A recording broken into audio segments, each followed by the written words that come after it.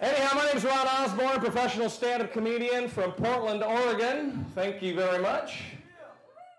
I guess I just always knew I was funny. You know, I was always, but I never thought about it. I was just the funny guy. I want everyone to be happy and have some fun. But there's the deeper level than just, hey everybody, 3 guys walk into a bar, haha, right. That's fun, but there's another whole, the joy and the bliss level that I'm really looking at. What a great crowd. How many people are here tonight? About half. Good. That's pretty good, actually. And I will never, ever forget my first day of Marine Corps boot camp. I was 17 years old. I signed the paper in Omaha, Nebraska, signed up for the Marines. 8 hours later, I'm standing at attention in San Diego, California with 90 guys I'd never met before, and we were all naked with our heads shaved. And I remember right then thinking, I fucked up. Bad!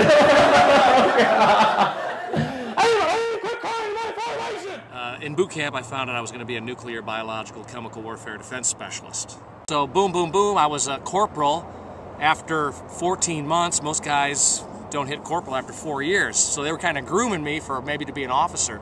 We went overseas for 6 months, and I didn't do any NBC work. All I did was clean toilets, peel potatoes, and guard fences.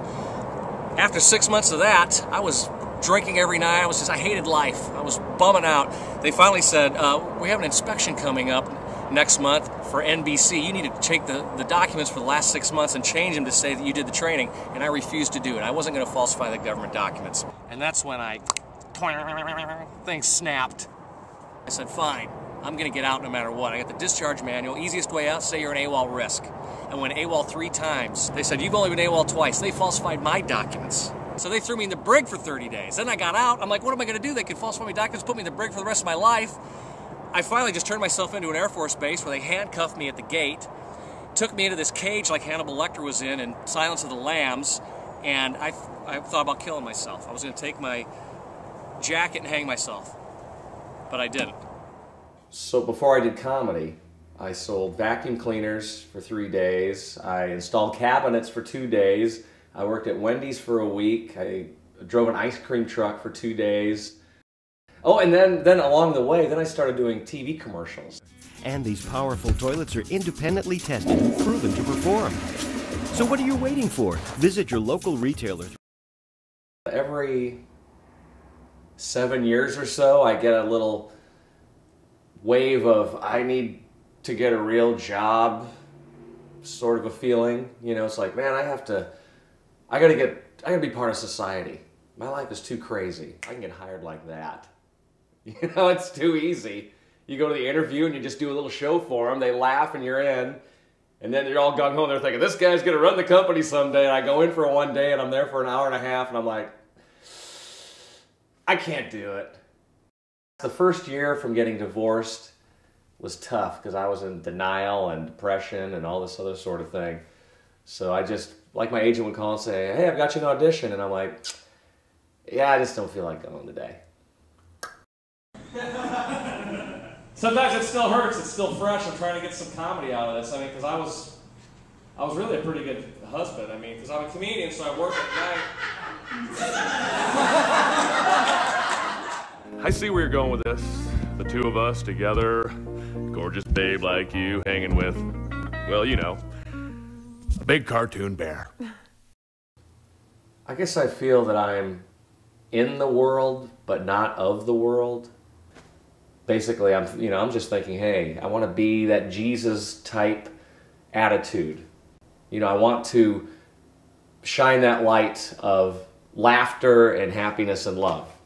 Spirituality is like that game of telephone where everyone's like, Jesus Christ is God, and by the time it gets around the earth, it's a Hare Krishna, Krishna Krishna, Hare Hare, Hare Rama, Hare Rama, Rama Rama, Hare Hare.